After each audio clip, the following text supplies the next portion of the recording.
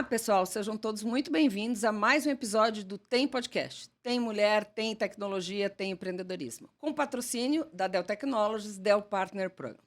Hoje teremos uma convidada mais do que especial. Ao longo de seus mais de 35 anos de atuação no mercado de tecnologia, ela já passou por diversas empresas multinacionais e nacionais, além de ter conquistado uma gama verdadeira de especializações profissionais que abrangem transformação digital.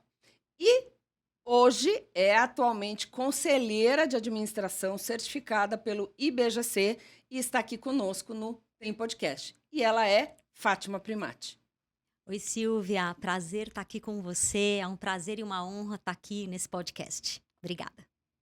Bom, Fátima, querida, tudo bem? Tu- Bom, como foi, né, nesses 35 anos aí de experiência, como foi a sua entrada na área de tecnologia? Como foi se identificar com esse segmento aí que a gente tem falado tanto?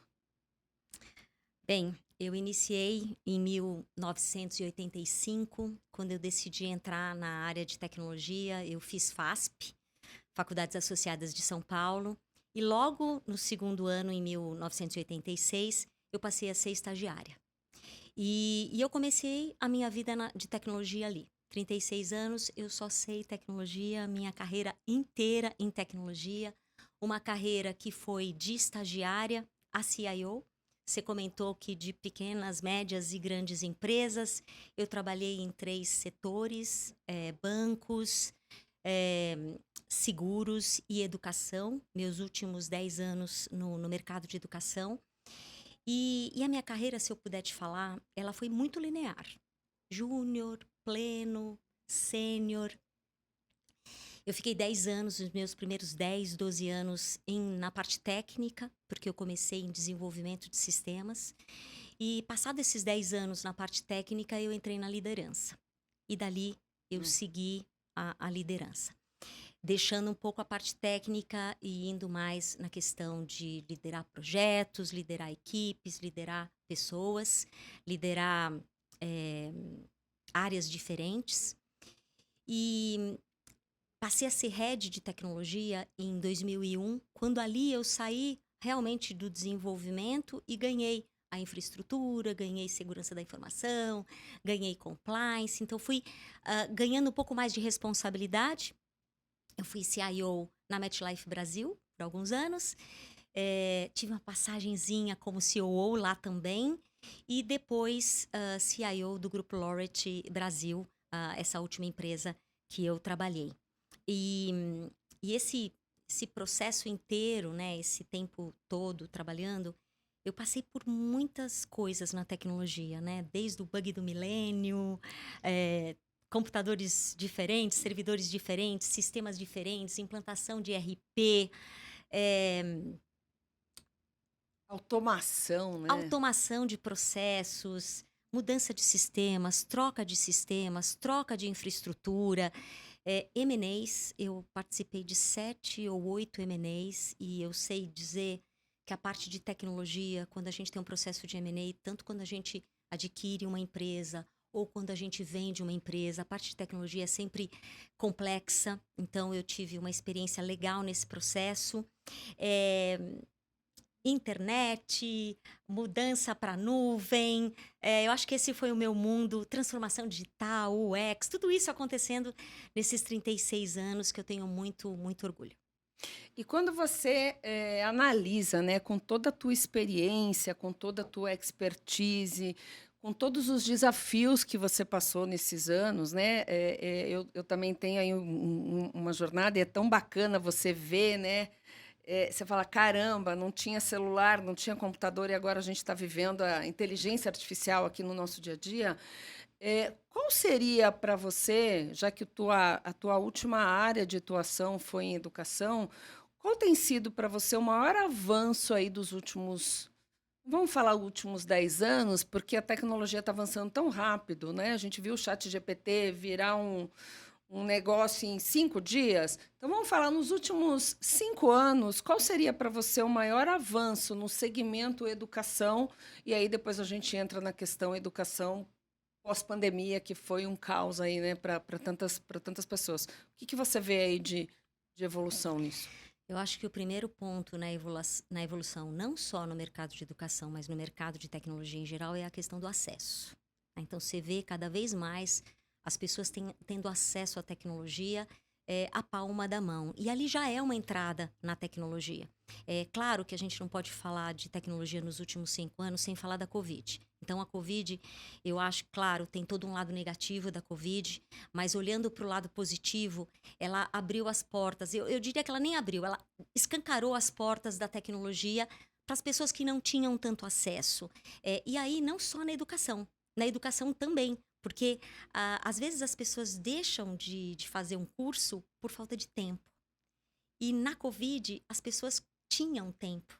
Então, eu acho que quando a gente pode falar de acesso, quando a gente pode falar de cursos, de diferentes cursos, não mais cursos longos, cursos pequenos, que te permitem uma profissionalização, um curso diferente, uma transição de carreira, eu acho que é isso a educação.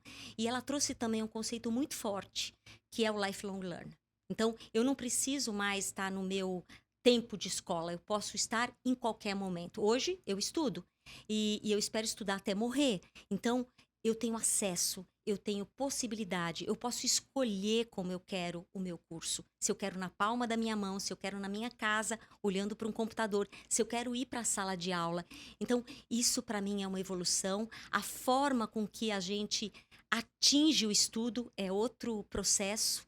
Eu consigo ver na prática, no meu computador, uma cirurgia, por exemplo, e aprender real time. Eu consigo discutir a matéria com pessoas de outros lugares do mundo, coisa que antes no presencial eu não conseguia. Então, assim, é um avanço gigantesco e eu acho que o mercado de educação precisa evoluir e esse formato da tecnologia ajuda e ajuda muito os avanços.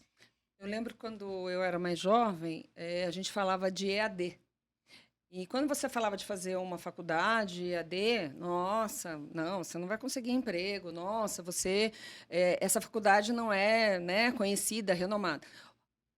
Pandemia falou o seguinte: você não tem EAD, você está fora, né? Os alunos não têm acesso à informação, não têm acesso, os professores não conseguem dar aula. Qual foi, você que estava nessa área, qual foi aí para as escolas, né? Vamos separar as universidades das escolas.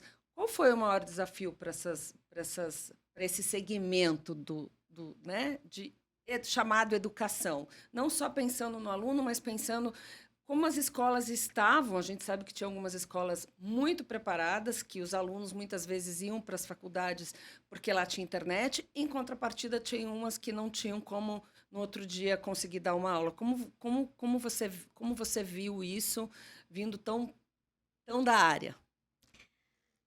Me lembro exatamente no dia quando a gente teve que ir para casa. E o nosso maior produto era um produto presencial. A Laureate, ela já tinha o EAD.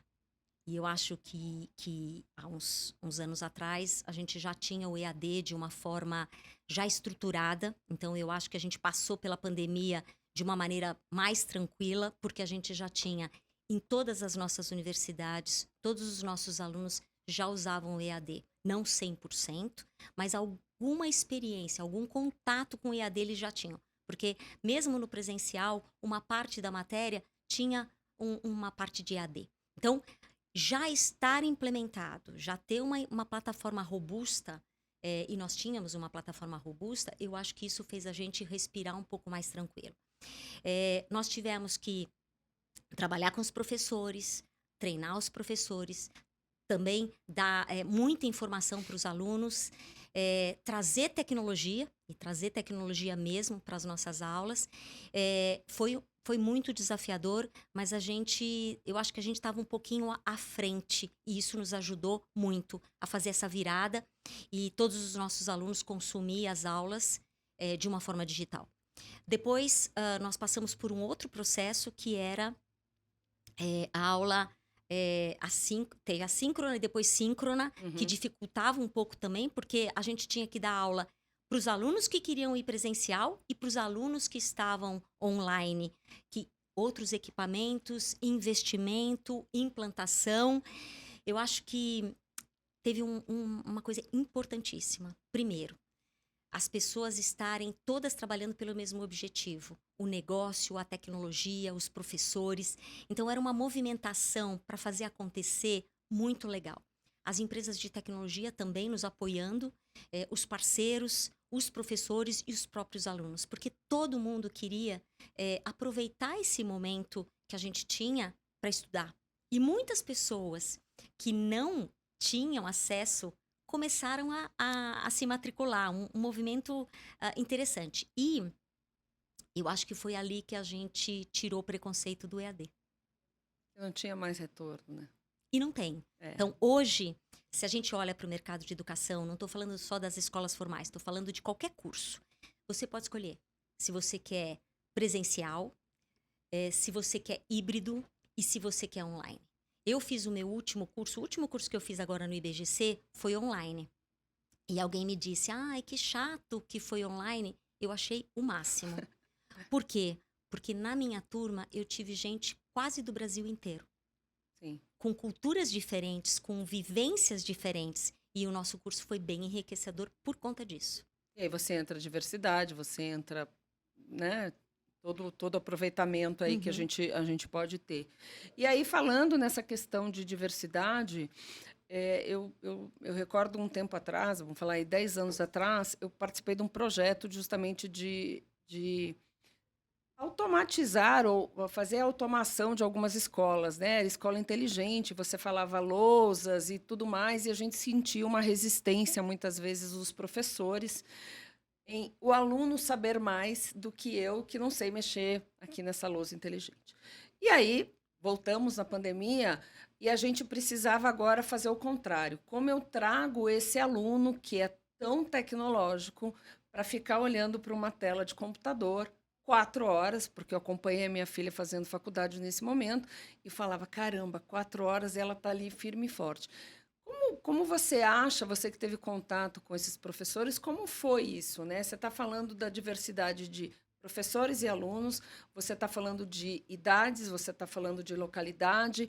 Como conseguir manter esse aluno, eu vou chamar conectado, mais do que conectado, ele interessado em aprender, porque deixa o professor falando e vou dormir. Como conseguir fazer essa conexão? O que você acha que foi, ou qual foi o diferencial dos professores, das pessoas que fizeram? Ok, eu tenho uma turma interessadíssima e eu vi minha filha tendo algumas aulas que ela falava, nossa, mãe, foi muito, entendeu? Você fala, caramba, né? Um jovem que poderia estar assistindo uma série, qualquer outra coisa, e ela interessada naquela matéria, naquele professor específico. O que você acha que fez a diferença aí nesse... Eu acho que esse foi um super desafio. Já começa a gente ter que ficar 4 horas sentada, ouvindo um professor, os 2 ou 3, onde tudo está à nossa volta e a gente pode desligar tudo e a gente pode conectar tudo, né? A nossa multijanelas, né? E a gente pode estar de corpo presente, cara presente e com a mente completamente ausente. Eu acho que tem uma questão importante que é a dinâmica da aula, né? Eu acho que é o professor, porque o professor é o professor. O professor, ele tem que olhar para o rosto do aluno e saber que aquilo está sendo boring, né? Ele tem que usar técnicas diferentes, ele tem que se reinventar. E nesse momento, todo mundo teve que se reinventar. O aluno teve que se reinventar para ficar sentado ali, olhando para uma tela. O professor, em usar a tecnologia, muitas vezes ele não conhecia a tecnologia, e ele tinha que usar a matéria de uma forma colaborativa. E isso eu acho que a tecnologia permitiu. Então, o professor que conseguiu olhar no olho do aluno, conseguiu trazer matérias interessantes, que ele estimulou o debate e deixou de fazer o mais do mesmo, porque se o professor está falando algo que eu posso googar, né? E então, desafiar nas questões, eu vejo que talvez tenha sido uma coisa legal. Eu também passei pela minha filha tendo aula. Muitas vezes ela nem estava prestando muita atenção. Muitas vezes ela estava. Mas eu acho que tem a ver com a turma, tem a ver com o professor, tem a ver com eu saber utilizar a tecnologia, porque muitas vezes a tecnologia pode ser uma barreira. Tem a ver também com os descansos. Talvez quando eu estou numa sala física eu me levanto mais. Então eu permiti também que a gente tenha algumas paradinhas no meio do caminho. Eu acho que cada um, e de novo, era novidade para todo mundo. Sim. Eu acho que cada um foi se achando.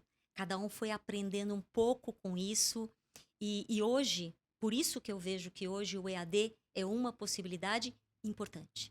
Então hoje a gente tem o presencial, a gente tem o híbrido e a gente tem o EAD. Ele já é opcional, né? Ele já é. Eu tenho Tem que fazer parte tem que do fazer do portfólio. portfólio. Não é Isso. mais tem que ser presencial ou tem que ser online. Não, eu posso escolher. E aí a gente fala aqui de São Paulo, né? Grande São Paulo. A gente fala de trânsito, a gente fala de qualidade de vida, de deslocamento e tantas outras coisas que, de repente, acaba também sendo contabilizado nessa... ok, não vou presencial. Contrapartida, eu estou na minha casa. Eu tenho que ir, mas eu vou ter que ficar 2 horas no trânsito, dependendo, né, de como é o seu deslocamento, isso seja de carro, de metrô, de outros. E ao longo dessa tua jornada aí, é muito tempo de experiência para compartilhar com quem está assistindo aqui o nosso podcast. Como você enfrentou, e se enfrentou, alguma situação de preconceito nessa área de tecnologia? Por ser mulher. É. Olha, eu tive sorte. Que se eu tive algumas coisas no meio do caminho, eu acho que eu estava tão ocupada trabalhando que eu acho que eu não percebi. percebeu. Ou talvez eu tenho um...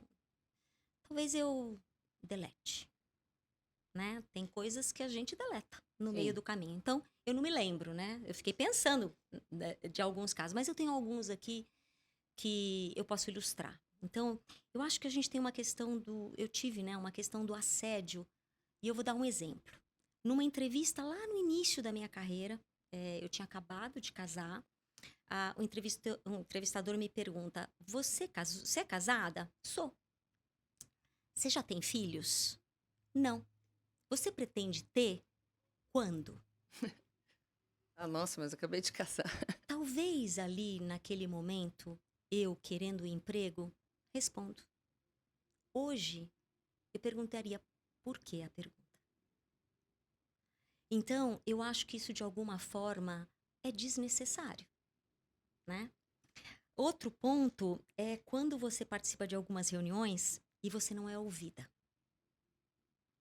Muitas vezes, ainda mais no início da minha carreira, nem sempre eu tinha a chance de colocar uma ideia na mesa. Lembrando que na área de tecnologia, nós temos uma predominância masculina, desde o início da minha carreira até hoje. Melhorou hoje? Claro que melhorou.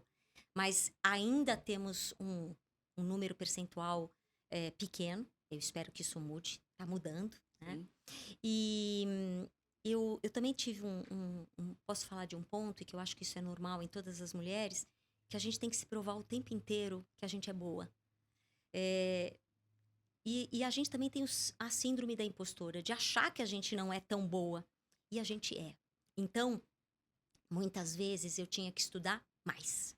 Eu tinha que revisar o meu relatório muito mais vezes. Eu tinha que checar se meu projeto estava perfeito, né? Para mostrar que eu era capaz. Isso, para mim, não deixa de ser um preconceito. E o último, e esse, para mim, foi muito importante, eu sempre aprendi desde pequena que eu não podia chorar no trabalho. Uma mulher não chora. Se ela chorar, ela está mostrando que ela é fraca. Então, para mim, o choro sempre foi fraqueza. Então, várias vezes que eu tinha o que eu queria chorar, eu engolia. E a gente começa a trabalhar nesse ambiente e a gente já nem mais percebe isso.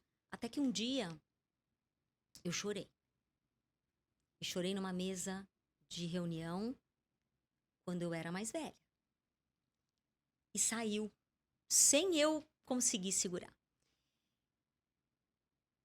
Segurei a lágrima, me recuperei, demorei uns minutos para me recuperar. Fui ao toalete. E naquele momento eu pensei, pelo contrário, não é uma fraqueza. É a minha forma de demonstrar que eu não concordo com aquilo. E eu comecei a perceber que chorar não é pecado mortal. Que chorar faz parte. Tem pessoas que gritam, tem pessoas que batem na mesa, tem pessoas que fazem 1000 coisas. E chorar é uma reação. parte. Então, isso para mim, que sempre foi alguma coisa que não podia, eu percebi ao longo da minha carreira, agora no final, que é possível sim. E que nenhum problema de chorar. Nenhum problema. Então, acho que esses foram os preconceitos que eu passei. E você entende isso, que seja algo que veio da sua educação, né? Porque eu lembro que quando eu comecei a trabalhar, minha mãe falava, olha, você tem que buscar a sua independência financeira. Mas você tem que cuidar da casa, cachorro, papagaio. Tá bom. Então, quando uma desses pratos não estava equilibrado, a Silvia falava, caramba, né? Eu sou uma mãe terrível, uma empresária pior, uma esposa... Mas era algo que hoje a gente trabalha justamente para entender. Não conseguimos equilibrar todos os pratos, né? E precisamos de ajuda. Você entende que isso era o mercado cobrando da Fátima ou a consequência da tua estrutura familiar? Como você analisa isso? Eu acho que era a Fátima cobrando da Fátima. Eu acho que eu nunca tive ninguém pedindo para eu ser perfeita, para eu trabalhar mais horas. Eu acho que eu mesmo queria, né? E eu acho que até para conseguir o próximo passo, né? Lembrando que uma mulher sempre tem que trabalhar um pouco mais, né? Ou pelo menos eu tive que trabalhar muito mais. Mas eu acho que a minha régua era muito alta, comigo mesmo. E eu tinha que equilibrar todos os pratos, e eu tinha que dar conta de tudo. E algumas coisas no meio do caminho eu fui tirando. Então o choro, por exemplo, era um exemplo. Vou chorar. Não vou. Aí depois é que eu comecei a perceber que tudo bem, nenhum problema. E hoje a Fátima, mãe, como você entende, você tem uma filha, como você passa essa responsabilidade para sua filha? Esses bloqueios que a gente teve aí ao longo da nossa jornada, que foi nos construindo, como é a Fátima quando conversa com a sua filha? Chora, pode chorar. Como é isso? Eu não falo para ela chora, pode chorar, mas eu falo para ela entende o que você está sentindo. Eu acho que talvez eu não tenha aprendido a olhar para a emoção. Eu aprendi a olhar para o racional. Eu sou muito racional. E por isso que eu escolhi tecnologia, por conta da lógica. E eu acho que as emoções, elas foram deixadas, não de lado, mas não com tanta ênfase. Então hoje eu digo para minha filha, sente. Se quiser chorar, chora. Se quiser rir, sorri. Entende o que está acontecendo. Até porque é quando a gente se entende, é que a gente vai conseguir até ajudar alguém. É quando a gente consegue até ver o que a gente quer. Até quando a gente pode olhar e falar assim, é essa carreira que eu quero. Então, hoje eu digo para minha filha, pensa. Analisa o que está acontecendo em volta. E olha para você. Eu não tive essa instrução. Então, eu acho que é a nossa responsabilidade como mãe ensinar um pouco do que a gente aprendeu, do que a gente não faria de novo. E eu acho que essa é uma das minhas responsabilidades como mãe e como pessoa. Você falou que é de exatas, Uhum. né? Tecnologia, exatas. Tem podcast, tem tecnologia. Tem. Como foi escrever a sua história no livro Dei de Salto? Como foi? Eu sei que você já tinha escrito, né, participado de outros projetos, mas como foi uma mulher de exatas colocar a sua história? Como foi isso para você? Primeiro, Silvia, eu vou aproveitar e dizer para Silvia que foi um presente. Ai, obrigada. Um presente, sabe por quê? Porque eu acho que eu nunca tinha parado para olhar para minha carreira lá de 85. Por que eu escolhi tecnologia? E aí eu fui lembrando, aquilo foi voltando à minha mente, à minha memória. Eu lembrei do meu primeiro emprego.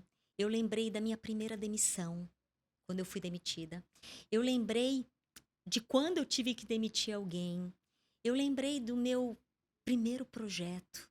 Então, tudo isso veio na cabeça antes de eu colocar no papel.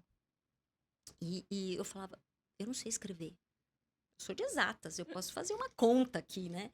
Mas escrever de uma forma que fosse interessante para as pessoas, porque no fundo o teu projeto, que eu chamo de 3 Is, né? O incentivar, o incluir e o inspirar, tem uma responsabilidade. Como é que alguém vai ler a minha história e se inspirar, né? E eu tinha que me inspirar. Eu tinha que olhar para a minha história e ter orgulho dela. Então, quando eu comecei a escrever e eu fui lembrando, e claro que a gente não consegue lembrar de tudo, eu não consigo colocar num capítulo 36 anos, mas eu acho que eu consegui resumir o que me fez estar aqui e de ser uma executiva que eu acho de sucesso e que eu tenho o maior orgulho da minha carreira. E óbvio que eu tô aqui e não tô sozinha. Eu passei por um monte de gente, eu acho que eu deixei alguma coisa minha e eu levei comigo alguma coisa da pessoa. Foi muito legal.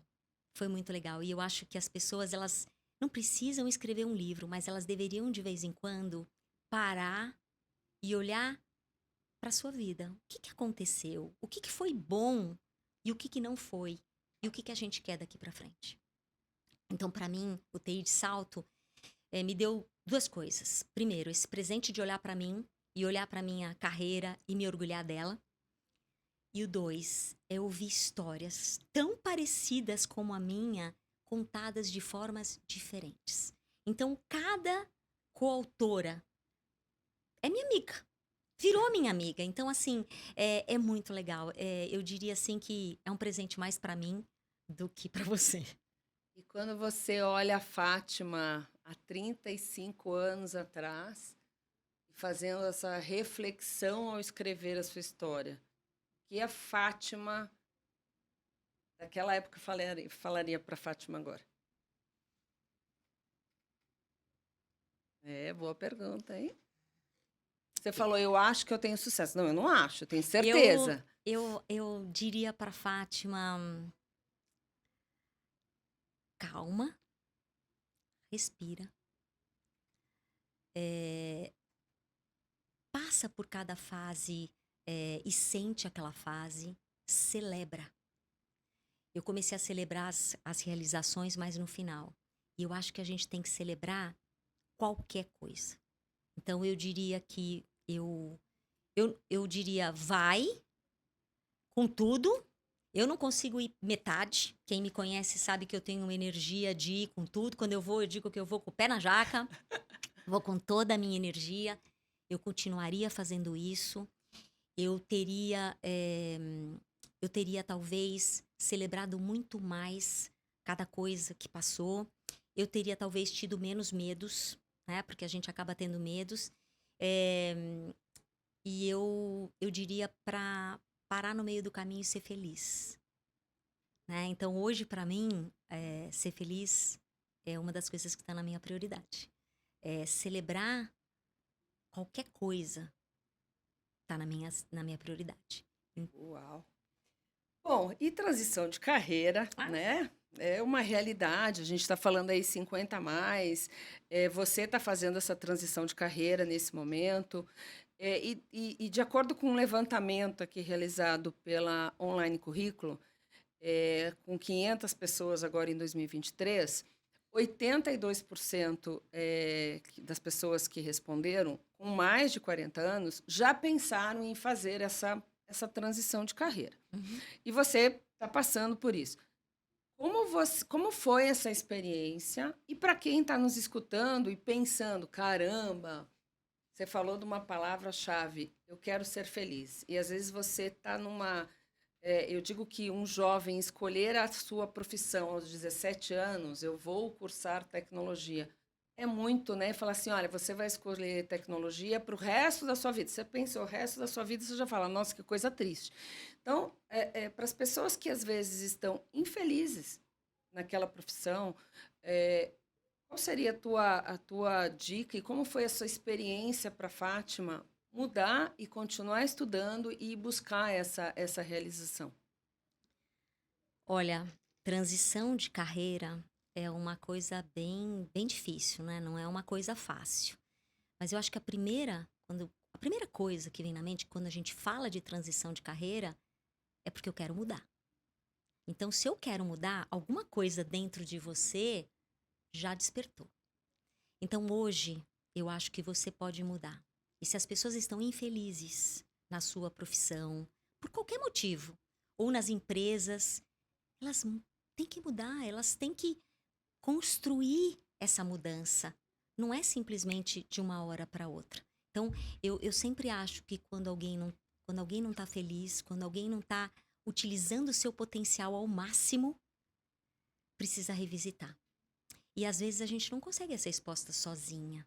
E é para isso que a gente tem que usar a nossa rede de amigos. Então, vou te contar, e eu posso contar porque é fresquíssimo. Então, eu vou te contar que foi assim. Quando chegou no fim de 21, quando a Laureate foi vendida, eu não imaginava que eu ia fazer uma transição de carreira. Então, eu terminei, fiz todo o phase out, lindo, maravilhoso. Foi à venda. E agora? E aí eu comecei a olhar as possibilidades. Então, a minha primeira possibilidade vou tirar um sabático. Nesses 36 anos, eu nunca parei. Vou parar, né?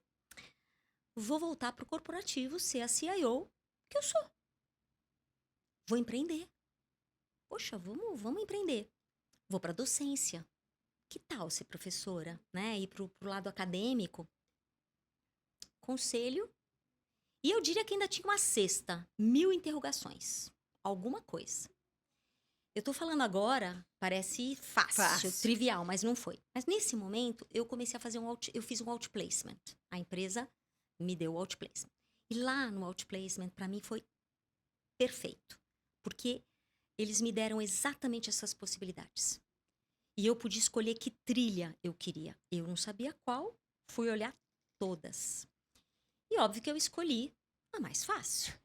Vou voltar a ser CIO, porque eu já sabia e estava ali. Então, eu fui olhando, fui fazendo outplacement e fui olhando, fiz um monte de entrevistas, algumas pequenas, algumas longas, algumas eu gostei, algumas eu não gostei. Eu aproveitei esse período para me dedicar em coisas que eu gosto, como, por exemplo, fazer o TI de salto, que eu precisava de tempo. Eu também sou associada à MCIO, que é para trazer mais mulheres. E aí eu falei, opa, deixa eu agora dar o meu tempo, porque eu acho que eu também tenho que voltar para a sociedade o que eu recebi. Então, era uma forma de contribuir, de colaborar, mas na minha área, na área de tecnologia, e trazendo mais mulheres para o mercado. E eu acionei a minha rede de network, conversei com meu marido, conversei com pessoas, falei com empresárias, e eu não tava me achando. Ai, meu Deus, não tava me achando. Até que eu fui convidada para ser conselheira. Nunca tinha sido. Nada. Nem sabia direito, para ser muito sincera, o que é ser conselheira. E a pessoa que me convidou falou, Fátima, você é conselheira? Falei, não, eu não sou. Depois desse café, eu fui pesquisar. E aí eu fiz aquele, como todo mundo, olhei tudo, todas as escolas, todos os cursos. E aí eu falei, opa, vou aceitar, mas vou fazer o curso. E aí eu entrei no IBGC. Então foi por acaso, eu diria. E eu gostei. Primeiro porque eu gosto de governança corporativa. Sim. E como eu sempre ponho o pé na jaca, só fazer o curso não adiantava, eu tinha que me certificar. Então, o ano passado, eu fiz o outplacement, eu fiz o voluntariado, fiz o curso e a certificação. E mesmo assim, ainda não tinha... Não estava certa. E a decisão se veio com uma coisa interessante. Eu fui tomar um café, há uns 2 meses atrás, com um VP de RH. Um amigo que o corporativo me trouxe. E ele me falou uma coisa que eu achei muito legal. Fátima, você... CIO é legal ser CIO. É um lugar quentinho, é um lugar que você já domina, é um lugar que você... Perfeito. Mas por que não algo diferente? Por que não algo que você tenha que aprender? E acabei, saí do café, ele me deu um monte de guardanapos que ele tinha escrito. tirei férias. E aí, quando eu voltei, eu decidi que meu ciclo corporativo se encerraria.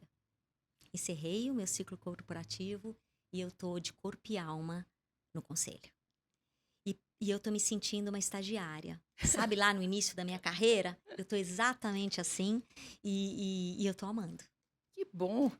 E com base nisso, qual seria para você, que você acredita que possa ser, neste momento, né? Já que, além da transição, você está tão feliz e para quem está nos ouvindo, escutando, assistindo, nesse desafio aí para você, qual seria o mais importante nisso tudo para Fátima? Eu acho que, primeiro, me permitir flexibilidade de tempo, porque agora eu quero essa flexibilidade de tempo. Olhar para o seu momento é fundamental. Então, neste momento, eu não quero a minha agenda cheia. Neste momento, eu quero ter tempo para estudar, ter tempo para ir para o conselho, estar naquele conselho, contribuir para aquele conselho, porque o importante do conselho é a experiência que você tem. Então, toda a minha bagagem, eu poder utilizar aquela bagagem, eu aprender com a empresa e eu também continuar estudando. Então, para mim, esses elementos são importantes. E eu, assim, tô no início, né? Sei que vai demorar para eu ser uma super conselheira, mas não importa. Eu tô começando essa trilha e é uma trilha que tá me trazendo muitos ensinamentos, muitas pessoas diferentes. E eu não deixo de usar o que eu aprendi. Com certeza. E isso é legal, é você utilizar a tua experiência e você ter essa flexibilidade, você poder cuidar, eu poder cuidar da minha família, eu poder cuidar de mim, eu poder aprender, eu poder trabalhar. Então, assim, sabe essa roda da vida equilibrada? É isso que eu Perfeito. gostaria. Uau. Bom, gente, a gente está aqui já para encerrar e eu queria que você compartilhasse aqui com as meninas, né?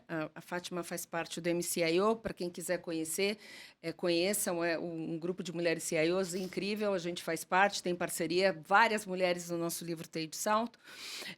Que dica você dá para as meninas que estão considerando, estão pensando em falar, ok, eu vou entrar para a área de tecnologia? Eu diria... Não é fofinho, né? Porque é muito Não, trabalho. eu diria assim, vem. Eu hoje, se eu voltasse aos meus 17 anos, eu iria para a área de tecnologia. Lá atrás, e eu até escrevo isso no livro, lá atrás eu dizia que a área de tecnologia é a área do futuro. Hoje, eu continuo dizendo que é a área do futuro. E não precisa ir para uma parte ou para outra. A área de tecnologia é tão ampla, que você pode ir para qualquer parte. Pode ir para o desenvolvimento, pode ir para a infraestrutura, pode ir para o design, pode ir para o digital, pode ir para onde quiser. E eu diria assim, experimenta. Eu diria, vem. E se precisar de ajuda, tem um monte de mulheres que podem ajudar. Eu acredito muito na sororidade. Então, eu diria que vem para a tecnologia, a gente está carente de pessoas, a gente está carente de mulheres e a gente sabe que vocês podem. Então venham para a tecnologia. Estamos encerrando mais um Tem Podcast. Eu gostaria de agradecer a Fátima, querida, por ter aceitado aqui o nosso convite e, claro, pelo patrocínio da Dell Technologies, através do Dell Partner Program, por todo apoio e incentivo nessa nossa iniciativa. Por fim, eu queria convidar a Fátima para compartilhar as suas redes sociais aqui conosco. Fátima Primati. Sigam a Fátima e sigam o nosso Tem Podcast no Instagram, no LinkedIn, em tantas outras redes. E aguardamos vocês aqui para o próximo episódio.